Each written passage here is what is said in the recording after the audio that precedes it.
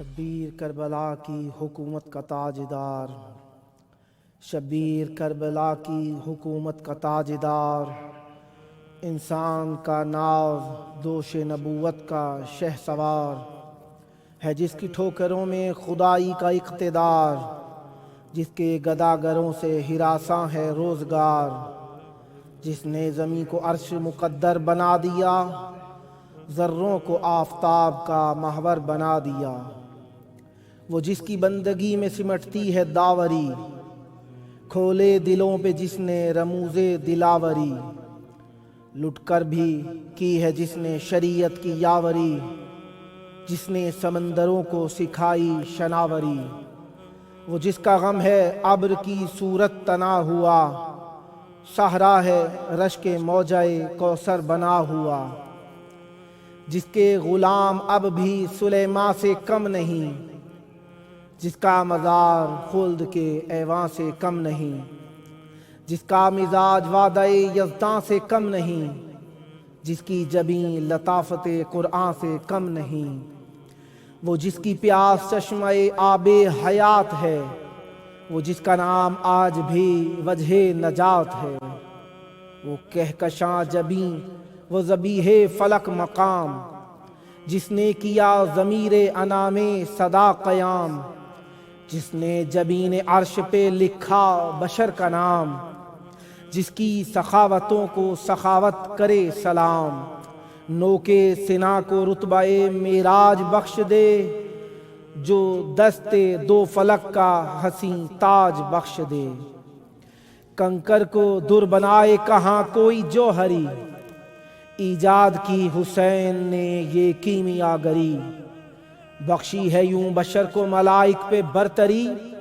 بچوں کو ایک پل میں بناتا گیا جری، وہ جس کے شک کو حق کا کرینہ سکھا دیا، وہ جس کے شک کو حق کا کرینہ سکھا دیا، جس نے بشر کو مر کے بھی جینا سکھا دیا، جو میر کاروان مودت ہے وہ حسین، جو مرکز نگاہ مشیت ہے وہ حسین، جو رازدار کنز حقیقت ہے وہ حسین، جو تاجدار ملک شریعت ہے وہ حسین، وہ جس کا عزم آپ ہی اپنی مثال ہے، جس کی نہیں کو ہاں میں بدلنا محال ہے، مولا تو جی رہا ہے عجب اہتمام سے، سمجھے ہیں ہم خدا کو بھی تیرے کلام سے، کرنیں وہ پھوٹتی ہیں صدا تیرے نام سے، کرتے ہیں تیرا ذکر سبھی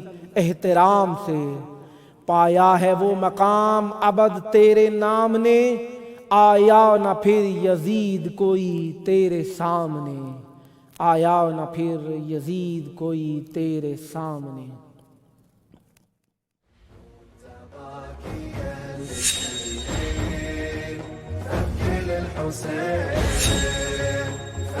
الحسين فوز وكربلاء بكت له السماء، بكت له السماء. قال الرضا يا ابن شبيب ابكي على جد الغريب، فوق الثرى ثاه بقى من غير أكفان، مبضعا لم يرتوي عما تعطشان، مثل الكبش قد انذبح في العاشر، يما قضى واحلى وقليل للناصر، لمصيبته كل شي بكى وظل حاير، وصار له مثل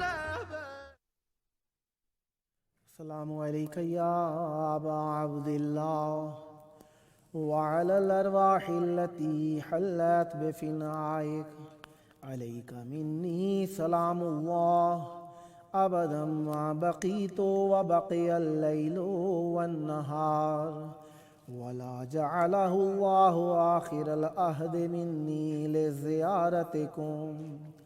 السلام على الحسين وعلى علي بن الحسين وعلى أولاد الحسين وعلى صحاب الحسين يا ليتنا كنا معكم فنفوز فوزا عظيما. السلام عليكم ورحمة الله وبركاته. السلام عليك يا أبا الفضل العباس يا ابن أمير المؤمنين وابن سيد الوصيين المطيع لله ولرسوله ولأمير المؤمنين والحسن والحسين. السلام عليكم ورحمة الله وبركاته.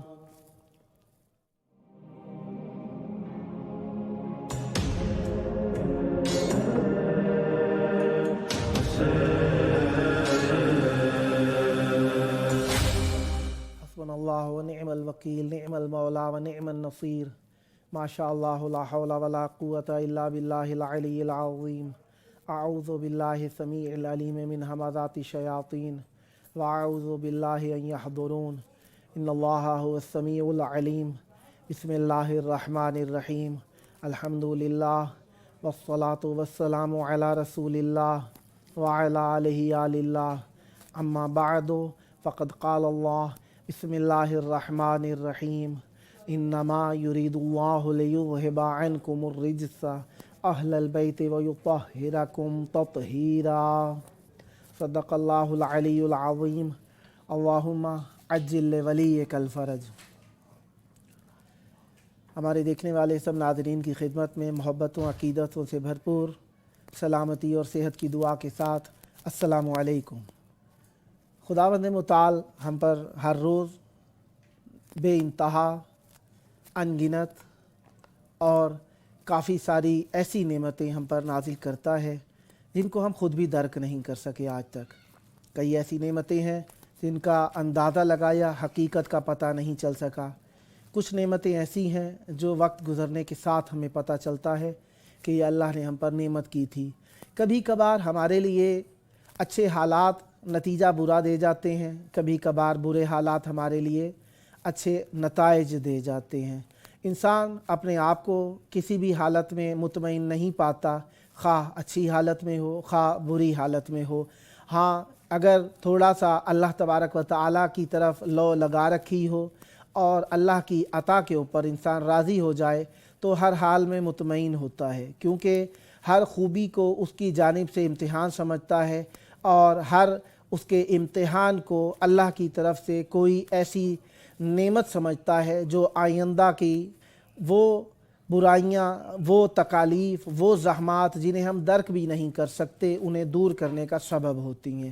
خداوند متعال ہمارے ساتھ اسی طریقے سے شفیق ہے جس طریقے سے شفقت ہونی چاہیے. میں نے ہونی چاہیے اس لیے کہا کیونکہ ہم شفقت ہر کسی کے فکر اور ذہن اور بیان اور احساس کے اعتبار سے شفقت مختلف قسم کی ہے. خداوند متعال ہر وہ شفقت جو کہ خداوند متعال نے اپنی خلق کے لیے بھلائی کا سرچشمہ قرار دی ہے ہمارے لیے مخصوص کر رکھی ہے.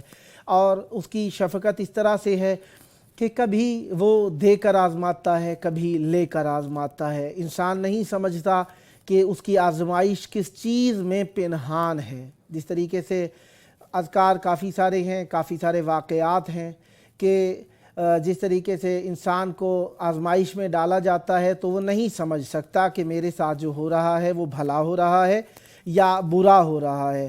تو انسان جب وقت گزرنے کے ساتھ اس کی باتیں سمجھتا ہے کہ میرے ساتھ کیا ہوا تھا، اس کا نتیجہ کیا ہے، تو کبھی کبھار درک کر لیتا ہے اس بات کو. جس طریقے سے عمارت گر جاتی ہے، انسان کو پتہ نہیں چلتا، وہ ایک چھوٹے سے حادثے میں عمارت سے دور رہ جاتا ہے، یا کہیں پر دھماکہ ہونا ہوتا ہے، انسان اس دھماکے سے بچ جاتا ہے. کس وجہ سے؟ کہ کسی شخص نے اسے دیر کرا دی تھی.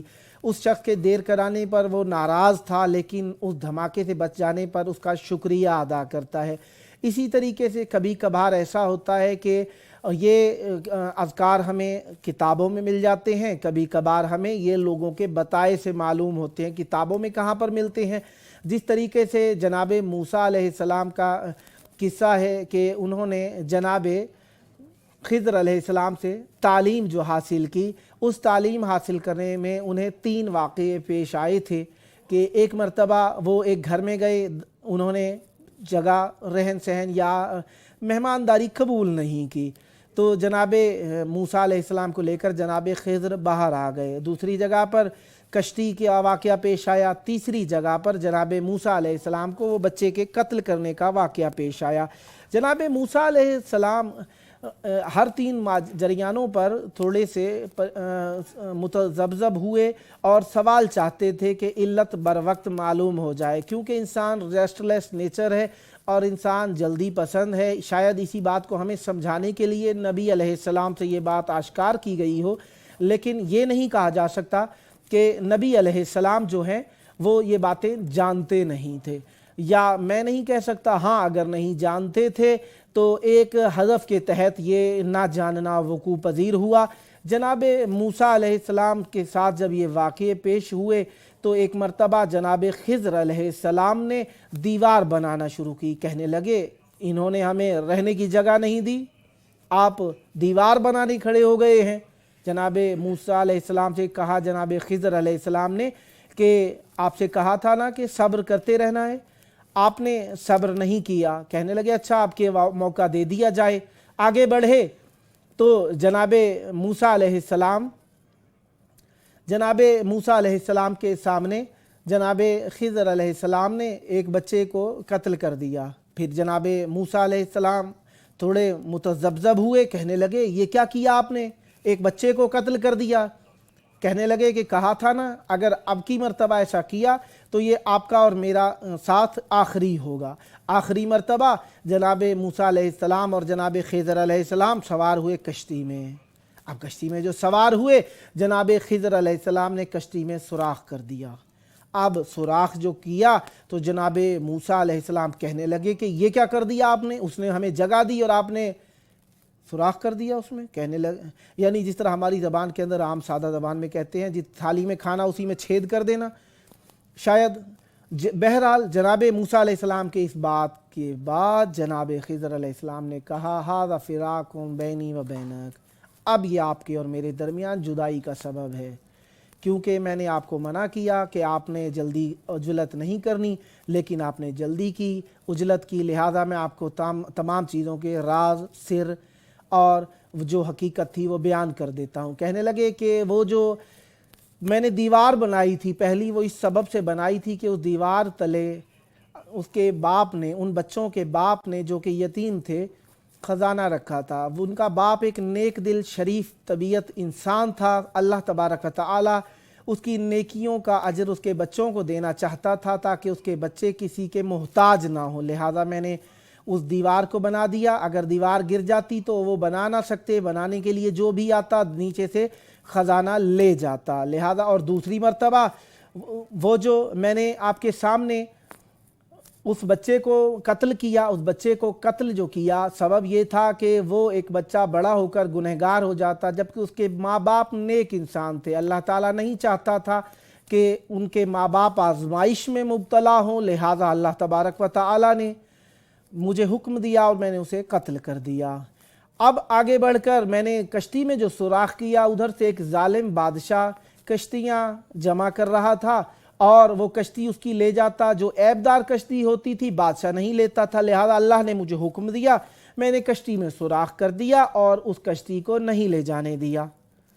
اس طریقے سے وہ تھوڑی سی مرمت تو کر سکتا تھا، نئی کشتی لینا اس کے لیے مشکل تھا، لہذا ھذا فراق بینی و بینک۔ لہذا ہمیں اپنی عام زندگی، معمولی زندگی میں اللہ تعالیٰ کی آزمائشوں پر صبر کرنا چاہیے، اس کے امتحان پر اللہ تبارک و تعالیٰ پر توکل کرتے ہوئے اللہ تعالیٰ کے ان امتحانات میں ہر حال میں، خواہ عسر ہو خواہ یسر ہو، خواہ خوبی ہو خواہ بدی ہو، خواہ مالداری ہو خواہ فقر ہو، ہر حال میں اس کا شکر ادا کرنا چاہیے تاکہ اللہ تبارک و تعالیٰ پر یقین اور اطمینان ہمارا ثابت رہے اور ہم اس کے یقین اور اطمینان جو کہ ہم کو اللہ تبارک و تعالیٰ کی ذات اقدس پر ہے اسے ثابت کرنے کے لیے کافی سارے کام کرتے ہیں۔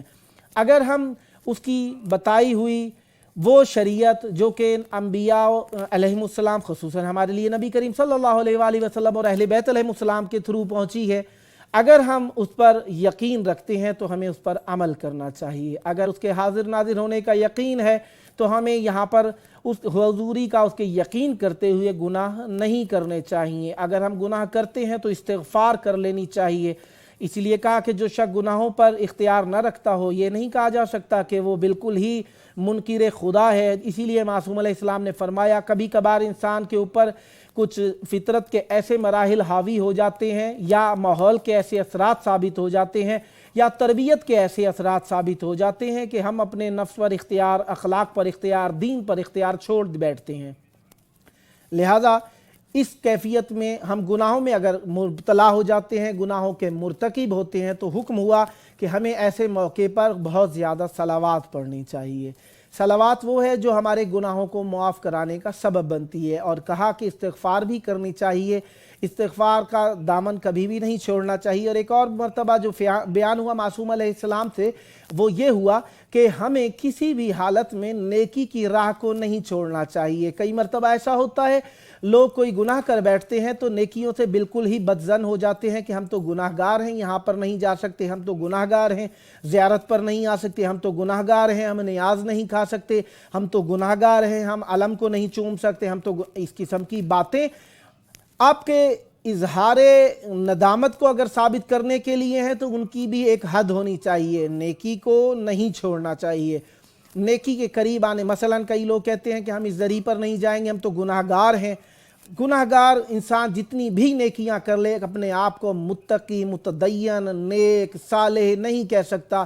یہ فقط پاکیزہ و مطہر اللہ تبارک و تعالیٰ نے خاص روات اقدس بنائی ہیں اور ان کا ہی خاص احترام ہے۔ ہم کوشش کرتے ہیں، ہم کامل طور پر جتنی مرضی آئے کوشش کر سکیں، جتنی مرضی آئے کوشش کر لیں، وہ حد شریعت جس پر عمل کرنا چاہیے اس کی کنہ حقیقت تک ہم کوشش کرنے سے قاصر ہیں۔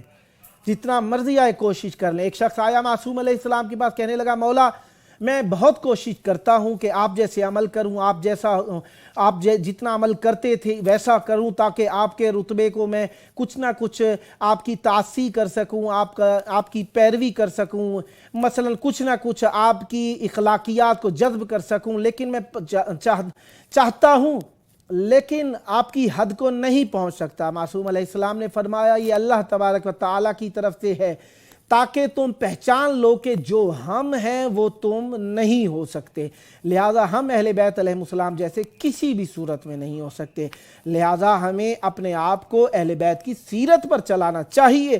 لیکن اگر کہیں کہ ہم ان جیسے ہو گئے ہیں، یہ خام خیالی ہے، نجس فکر ہے، اور یہ ہمارا وہ شاید ایک عجیب کیفیت ہے جو کہ یقیناً ایک انسان کی عقل سے خارج بات ہے۔ میں وہ الفاظ نہیں کہنا چاہتا جو حقیقت پر بھی مشتمل ہیں، کئی ایسے الفاظ ہوتے ہیں ہر جگہ نہیں کہے جا سکتے، لہٰذا آپ لوگ سمجھتے ہیں کہ اہل بیت علیہ السلام ہم سے افضل ہیں، ہر لحاظ سے افضل ہیں، وہ ہر لحاظ سے افضل ایسے ہیں۔ ہم اگر اپنے گریبان میں جھانکیں دیکھیں تو ہمیں پتہ چلے گا کہ ہم کسی نہ کسی مقام پر، کسی نہ کسی موڑ پر، کسی نہ کسی حال میں، کسی نہ کسی شریعت کے کوئی نہ کوئی حکم کو چھوڑنے، تاخیر میں ڈالنے یا اس پہ عمل نہ کرنے کے مرتکب ہیں، جو کہ ہماری پستی کا ثبوت ہے۔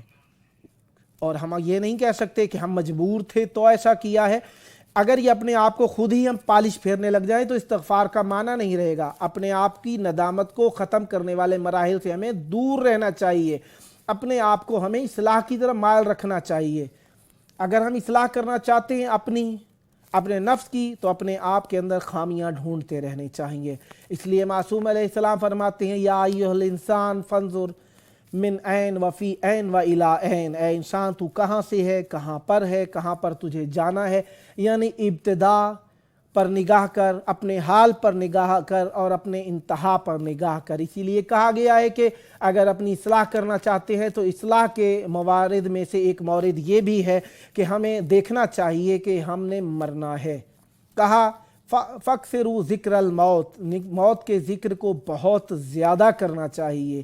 کہا گیا موت کا ذکر کرو گے اپنی آخرت یاد رہے گی، اپنا انجام ذہن میں رہے گا، اپنا انتہا آپ کے ذہن میں رہے گی۔ آپ لوگوں کو یہ سوچنا چاہیے ہم نے مرنا ہے، نہ وقت کا معین وقت کیوں نہیں ہے، موت کا معین وقت کیوں نہیں ہے؟ اس لیے نہیں ہے، اگر ہمیں معین وقت ہوتا تو کئی ایسے گناہ گار تھے کہ وہ لوگ اپنے گناہوں کے اوپر نادم ہونا چھوڑ دیتے اور کہتے کہ فلانے دن استغفار کریں گے کیونکہ فلانے دن ہم نے مر جانا ہے۔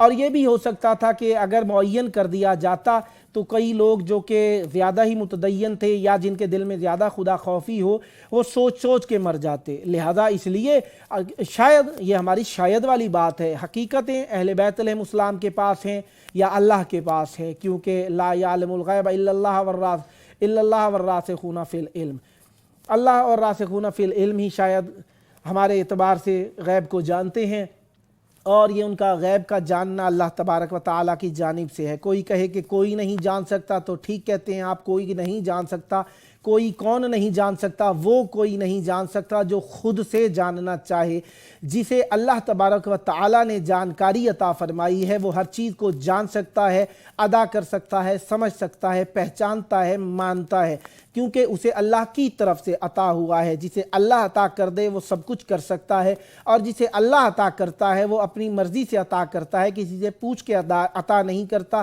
ہماری مرضی سے عطا نہیں کرتا۔ اسی لیے جسے اللہ نے عطا کیا ہے وہ اللہ کی طرف سے ہے، لہذا اللہ کی عطا کردہ باتوں میں سے کئی لوگ سوچتے ہیں کہ یہ کیسے ہو گیا۔ مثلا اللہ نے عطا کیا رسول کریم صلی اللہ علیہ وآلہ وسلم کو معراج، تو لوگوں نے پوچھا کہ معراج کیسے عطا ہو گئی؟ معراج میں رسول کریم صلی اللہ علیہ وآلہ وسلم جسم کے ساتھ نہیں جا سکتے، روح گئی تھی۔ یہ لوگوں کی اپنی سوچ ہے۔ جب اللہ کہہ رہا ہے کہ سبحان الذی اسرا، وہ ہے جو لے گیا ہے، جب وہ لے کے گیا ہے تو آپ کو سوچنے کی کیا ضرورت ہے کہ وہ لے گیا ہے؟ اب لہٰذا اللہ تبارک و تعالیٰ کی عطائیں وسیع ہیں، وہ جو چاہتا ہے کر سکتا ہے، اس کے اختیار وسیع ہیں۔ اللہ نے اپنے اختیارات کو اہل بیت علیہ السلام کو دیا ہے، ایک اس معنی میں نہیں کہ اللہ تبارک و تعالیٰ نے اہل بیت علیہ السلام کو یہ اختیارات مستقل دے دیے ہیں، نہیں، بلکہ اللہ تبارک و تعالیٰ نے یہ اختیارات اہل بیت علیہ السلام کو ایک حد تک اپنی منشا کے مطابق دیے ہیں، جو کہ اللہ کی منشا کے مطابق اہل بیت علیہ السلام مختلف مقامات پر اللہ کے اس منشا کو استعمال کرتے ہیں۔ نہ یہ کہ کہا کہ لا جبر ولا تفویض والامر بین الامرین، اللہ نے جبر بھی نہیں رکھا اور تفویض بھی نہیں کیا ہے ہمارے معاملات، ہمارے امور کو۔ جس طریقے سے لوگ کہتے ہیں کہ ہم جو بھی کرتے ہیں ہم اجباری طور پر کرتے ہیں، نہیں، ایسا نہیں، اللہ نے کہیں نہ کہیں ہمیں اختیار بھی دیا ہے۔ اور کچھ لوگوں نے کہا بالکل سب کچھ ہم ہی کرتے ہیں، تو اس معاملے میں معصوم علیہ السلام نے فرمایا لا جبرا ولا تفویض، کلن بھی مطلقاً بھی ہمیں تفویض نہیں کر دیا گیا کہ ہم ہر چیز جو چیز چاہیں کر دیں، اس میں بھی کہیں نہ کہیں ہمیں قید و بند، قدرت، طاقت، ہمت، حوصلے، شعور کی قید و بند رکھی گئی ہے جو ہم نہیں کر سکتے۔ لہذا کہیں پہ اللہ نے مطلقاً اختیار دیا ہے، کہیں پہ مطلقاً ہمیں مقید کر دیا ہے۔ لہذا لا جبرا ولا تفویض والامر بین الامرین، اسی طریقے جس طرح ہمارے لیے اہل بیت علیہ السلام کو اللہ تعالیٰ نے یہ جو فوز اور یہ فائز کیا ان مقامات پر، ان میں ایک حد، وہ حد جسے ہم نہیں سمجھ سکتے۔ مثلا کوئی اپنی ذہن، سوچ، فکر، شعور کے اعتبار سے حد بندی کرنا چاہے، ایسا نہیں ہے۔ لہذا ہمیں سوچنا چاہیے کہ اہل بیت علیہ السلام ہمارے حامی و ناصر ہوں۔ ملتے ہیں چھوٹے سے وقفے کے بعد۔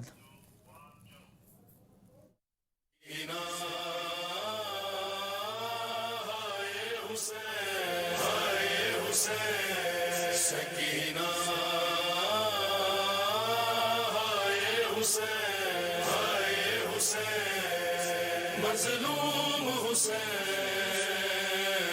ہائے بنت حسین، مظلوم حسین، ہائے بنت حسین، غریب بابا، غریب بیٹی حسین، غریب بابا، غریب بیٹی حسین، وہ بے کفن تھا،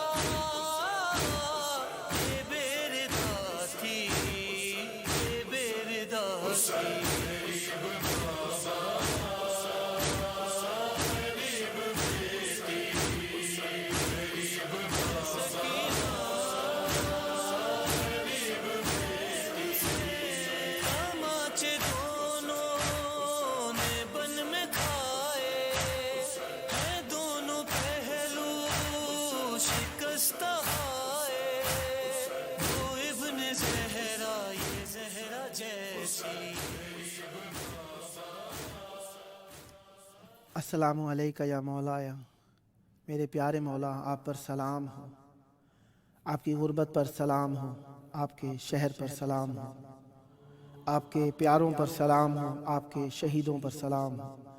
مولا میری ماں بہت زیادہ مریض ہیں، آپ کو آپ کی والدہ محترمہ کا واسطہ انہیں شفا دے دیجیے۔ مولا میں بہت روسیاہ ہوں، گناہ گار ہوں، لیکن آپ عطائیں کرنے والے ہیں، اسی امید پر آپ پر یقین رکھتے ہوئے توسل کیا ہے۔ مولا میری ماں کو شفا دے دیجیے۔ مولا میرا گھر نہیں ہے، مجھے گھر عطا کیجیے، میں بے گھر ہوں، کرایہ دار ہوں۔ مولا یہ کرایہ ادا کرنا میرے لیے بہت سخت ہے، مجھے گھر عطا کیجیے۔ ایک اور مومن لکھتے ہیں، مولا آپ پر سلام ہو، آپ بہت اچھے ہیں۔ مولا مجھ پر چند مرتبہ آپ نے کرم کیا ہے، یہ چند مرتبہ وہ ہیں جن کا مجھے اندازہ ہو گیا۔ مولا آپ کے ایک اور کرم کا طالب ہوں۔ مولا میری ذاتی کچھ پریشانیاں ہیں، وہ پریشانیاں دور فرمائیے۔ میں وہ پریشانیاں فقط آپ کو کہہ سکتا ہوں۔ مولا وہ پریشانیاں فقط آپ ہی جانتے ہیں، آپ جانتے ہیں، آپ چاہتے ہیں کہ آپ کے پاس اپنی مشکلوں میں آپ کے پاس آیا جائے، اس لیے میں آپ سے کہہ رہا ہوں مولا میری پریشانی دور فرمائیے۔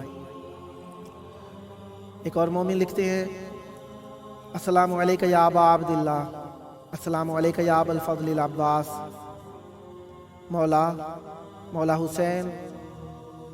مولا حسین آپ کو مولا عباس علیہ السلام کا واسطہ، اے سرور سالار شہیدان۔ مولا میری فکر بہت زیادہ مشغول ہے، میں بہت زیادہ پریشان ہوں۔ مولا ذہنی طور پر ایسا لگتا ہے میں بیمار سا ہو گیا ہوں۔ مولا ایک اختلال فکری سی محسوس ہونے لگی ہے۔ مولا ہر وقت عجیب سی سوچیں ہیں۔ مولا مجھے میرے امتحانوں میں کامیابی عطا فرمائیے، میری مدد کیجیے میرے مولا۔ مولا میرے دوست کلاس میں بہت آگے ہیں، مجھے بھی محنت کی توفیق عطا فرمائیے۔ پھر ایک اور مومن لکھتے ہیں، السلام علیکم یا مولایا، مولا آپ کو آپ کے نیک دنوں کا واسطہ، مولا سب کی دلی حاجتیں پوری فرمائیے۔ میں نے سب کا ذکر اس لیے کیا کیونکہ آپ کا حکم ہے کہ اوروں کے لیے دعا مانگو تو اللہ تعالیٰ آپ کو بھی دیتا ہے۔ مولا آپ ہمیشہ ہم پر نگاہ کرم رکھتے ہیں۔ مولا ایک ذرہ سی نگاہ مجھ پر بھی فرما لیجئے، وہ خاص نگاہ جو کہ میری پریشانیاں حل کر دے۔ مولا بہت زیادہ درماندہ ہو گیا ہوں۔ مولا مجھے کربلا بلا لیجئے، اور ان سب کو جو کربلا کی آرزو رکھتے ہیں مولا انہیں کربلا نصیب فرمائیے۔ ایک اور مومن لکھتے ہیں، السلام علیکم یا ابا عبداللہ، مظلوم مولا عباس علیہ السلام، اے قمر بنی ہاشم، حضرت علی علیہ السلام کا واسطہ آپ کو، مجھے اپنی زیارت نصیب فرمائیے، بیماروں کو شفا دے دیجیے۔ اللہم عجل ولیک الفرج۔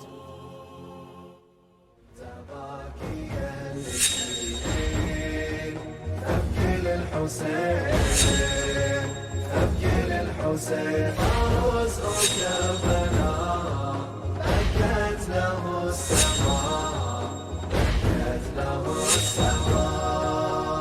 قال الرضا يا ابن شبيب ابكي على جد الغريب، فوق الثرى ثاو بقى من غير أكفار، مبضعا لم يرتوي عن ما تعطشان، مثل الكبش جد ذبح في العاشر، يما قضى واحلى وقليل للناصر، المصيبة بكى كل شي بكى وظل حاير وصار